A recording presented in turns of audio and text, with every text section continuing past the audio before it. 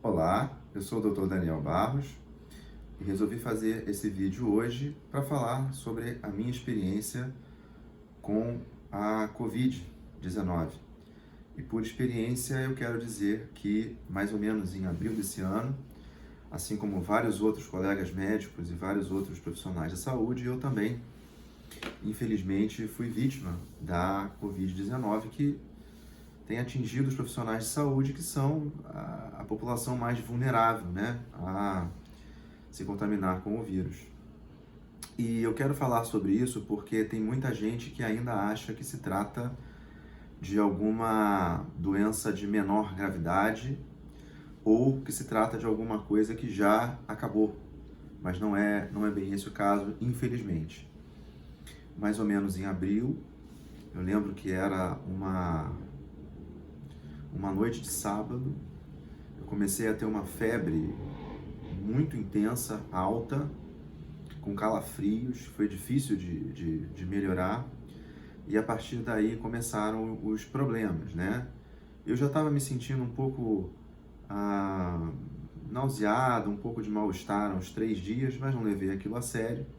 Na época a gente ainda não tinha uma compreensão maior do vírus, porque o vírus existia há 4 meses, né?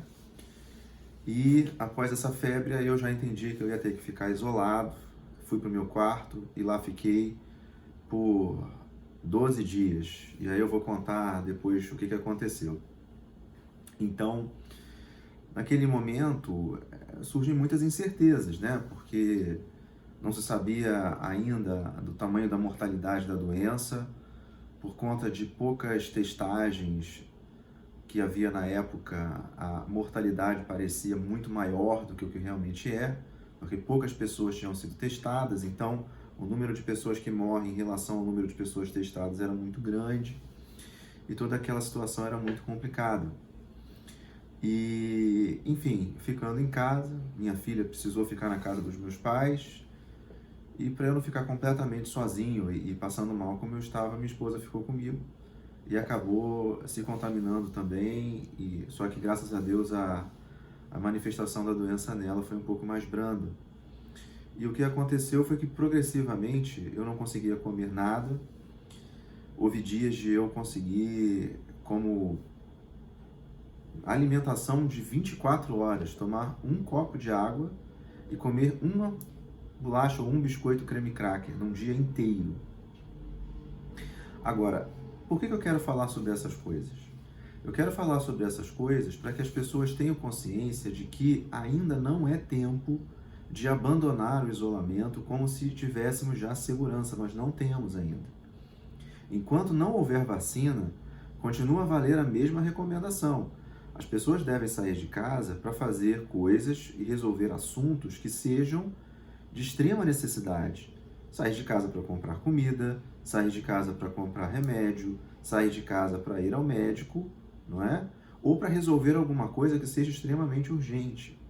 Não é tempo ainda de sair de casa para ir ao bar, ao restaurante, ao cinema, né? Porque querem reabrir os cinemas. E há uma discussão grande se já é tempo ou não das crianças voltarem às escolas. Mas, de uma forma ou de outra, nada disso deve ser feito de maneira temerária. Há que se pensar bem, pensar 2, 3 vezes antes de sair. E a outra coisa que tem me incomodado é que, especialmente no nosso estado do Rio de Janeiro, os números de Covid nunca caem de verdade. À medida que começam a cair, as coisas abrem, os números voltam a subir e a mortalidade tem ficado nessa situação complicada. Então, a menos que seja alguma pessoa que precisa trabalhar, que precisa sair porque não há outra alternativa, fique em casa. Ainda é essa a recomendação, pelo menos até que a gente tenha a vacina.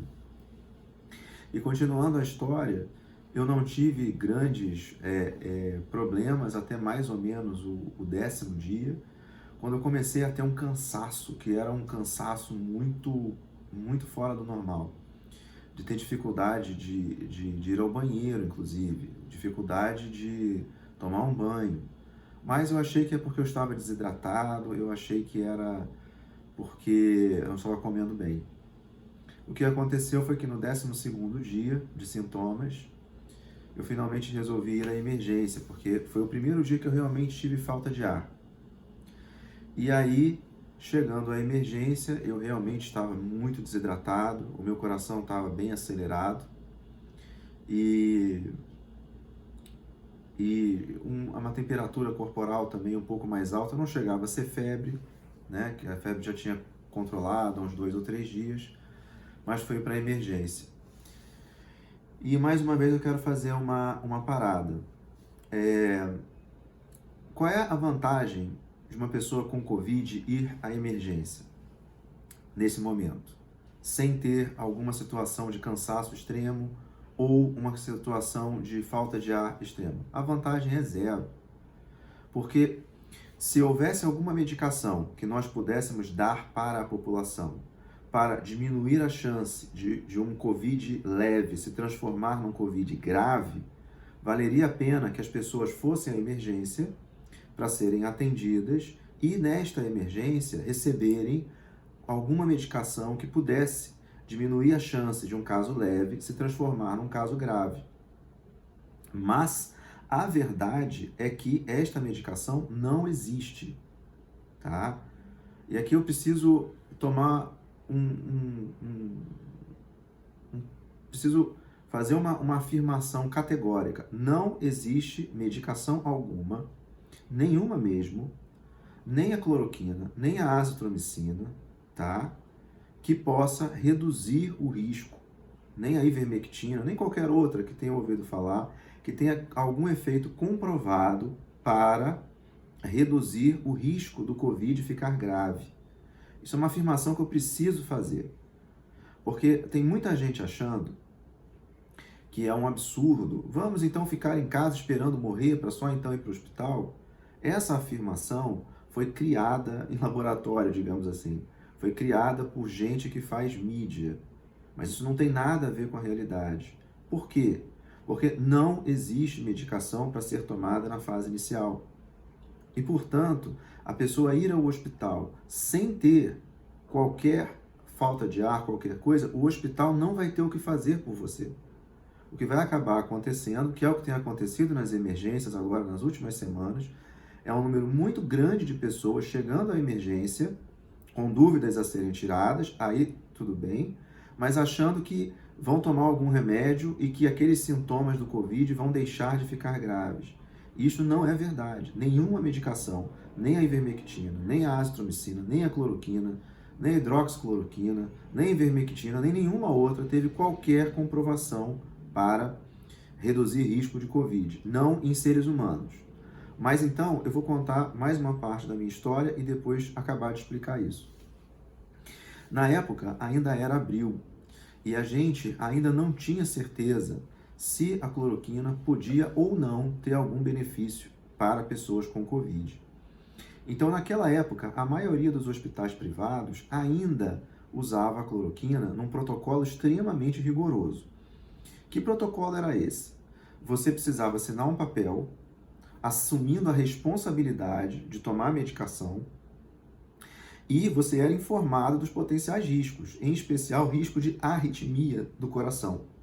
Como todo mundo sabe, o coração é um músculo controlado por uma parte elétrica e essa parte elétrica pode falhar, o que é uma arritmia. Tem vários tipos de arritmia.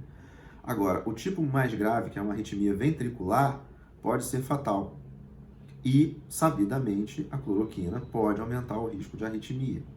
Então, se fazia uma série de exames de sangue para avaliar se a pessoa podia ou não tomar a cloroquina, se o cálcio estivesse baixo, magnésio baixo, e além da pessoa ter tido arritmia em outras vezes, etc., essa pessoa, mesmo que ela quisesse tomar a cloroquina, ela não poderia, porque o risco para o coração seria muito grande. Uma pessoa que podia tomar a cloroquina, para tomar, ela teria que assinar um papel. Papel esse que na época eu assinei, porque ainda havia dúvida sobre se a cloroquina poderia funcionar ou não. E tomei por 5 dias. E o mais engraçado é que durante a internação, em algum momento, logo no primeiro dia, logo após eu tomar a cloroquina, eu tive uma pequena arritmia cardíaca. Se isso foi por causa da cloroquina ou não, eu não sei. Não tem como eu afirmar isso. Mas o mais engraçado é que eu próprio cheguei a ter uma arritmia de curta duração logo após ter tomado a cloroquina. Muito bem. Nisso eu fiquei internado em CTI por alguns dias e o que aconteceu foi que eu precisava, na época, de uma quantidade bem grande de oxigênio. Só conseguia respirar e ficar com uma quantidade, a gente chama de saturação de oxigênio, que é a medida que você vê no dedo, né, de oxigênio no seu sangue. Então, para eu ter um nível adequado de oxigênio, eu precisava de uma máscara com uma quantidade enorme de oxigênio. E para encurtar a história, na noite em que eu internei no CTI, 3 pessoas foram entubadas, né, que precisaram por um agravamento do quadro, só o oxigênio na máscara não foi suficiente, precisaram colocar um tubo na garganta para fazer respiração artificial com máquina. 3 pessoas do meu lado precisaram disso. E, além disso, alguma pessoa, eu não sei quem, eu estava num quarto isolado, né, dentro do CTI, veio falecer na mesma noite. Então, essa é a realidade que a gente está vendo do Covid. Essa é a realidade que a gente ainda está vendo no Covid nos lugares onde as pessoas estão internadas. E essa não é uma realidade que qualquer pessoa queira passar e não é uma realidade que a pessoa queira arriscar. Portanto, se você pode, fique em casa. Ainda não é tempo. O objetivo todo é esse. Muito bem. E para finalizar, já que surgem muitas e muitas dúvidas sobre a cloroquina, apesar de já estarmos em setembro, né, quase chegando em outubro, deixa eu acabar de explicar o que foi e o que é a questão da cloroquina. Na época, em abril, havia pequenos estudos, em especial o estudo do professor Didier Raoult, que era um estudo que usou a cloroquina em um número pequeno de pacientes e conseguiu reduzir a detecção do vírus na hora que se fazia aquele teste da PCR. Então, se usou em 14 pacientes a cloroquina pura e em 6 pacientes a cloroquina com azitromicina, tá? E nesses pacientes houve uma redução da carga viral ao ponto de você não detectar mais o vírus. E isso indicou, na época, que talvez a cloroquina pudesse reduzir a mortalidade pela doença. Agora, você reduzir o vírus na medida feita pela PCR não garante que as pessoas vão morrer menos pelo vírus, mas dava uma indicação. Então, naquela época, o que se fez foi o que chama em medicina de uso compassivo de uma medicação. O que é uso compassivo? Uso compassivo é quando você tem uma doença grave, você não tem tratamento nenhum comprovado, e há um indicativo de que talvez algum medicamento possa funcionar. Então, quando é assim, você não tem certeza se o remédio funciona ou não, mas se o paciente assina um papel assumindo os riscos e conhecendo quais são os riscos, você pode, em comum acordo com o paciente, fazer a medicação. Então, mas isso era em abril. Porém, ao longo dos meses, foram surgindo estudos feitos em seres humanos e foram mostrando, primeiro, que a cloroquina não funciona em pacientes graves. Portanto, um dos primeiros grupos que parou de usar a cloroquina em todos os hospitais foi o meu grupo, pacientes que chegam graves no hospital, que os estudos todos mostraram que para esses pacientes a cloroquina não funciona. Segundo grupo, o grupo dos pacientes com quadros moderados, também os estudos mostraram que ela não funciona. Terceiro, o grupo de pacientes com quadros leves, também os estudos mostraram que não funciona. Quarto, o grupo de pacientes que começaram a tomar a cloroquina no primeiro dia dos sintomas. Os estudos também mostraram que a cloroquina não funciona. E por último, quinto, estudo de pessoas sem sintomas nenhum, sem sintoma nenhum, tá? E nessas pessoas, elas tomaram a cloroquina como forma de prevenção. Também mostrou que a cloroquina não funciona. Então, eu preciso dizer isso. Qual é o problema de se afirmar que a cloroquina funciona para prevenir o Covid? Isso faz muita gente achar que pode viver vida normal antes da vacina. Ah, porque se qualquer problema acontecer, basta eu tomar a cloroquina e está tudo resolvido. Basta eu tomar a azitromicina e está tudo resolvido. Basta eu tomar a ivermectina ou a combinação delas e está tudo resolvido. Não, não está. porque os estudos provaram que isso não funciona. Por isso, continua valendo agora a mesma recomendação. Distanciamento social sempre, pessoas distantes umas da outra, usando máscara, tá? Lavagem das mãos o tempo todo. Se você está num lugar onde você não pode lavar a mão com água e sabão, a alternativa é usar o álcool gel, tá? E isolamento social sempre que possível. Se você pode trabalhar em regime de home office, se isso é possível para você, faça isso. Agora, fora isso, quando você está no seu horário de lazer, não é o exagero da pessoa não sair de casa para tomar um ar. Não é isso que está se recomendando.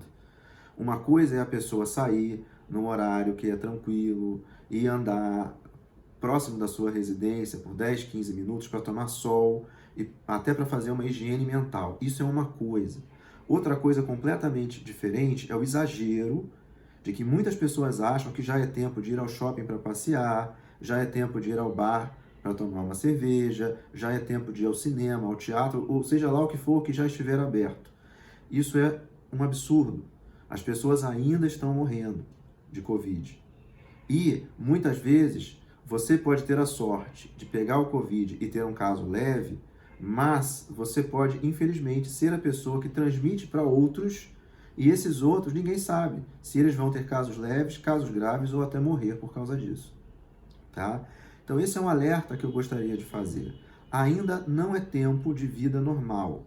A vida normal, ela vai voltar depois de nós termos a vacina. Ainda não é esse tempo. Tá?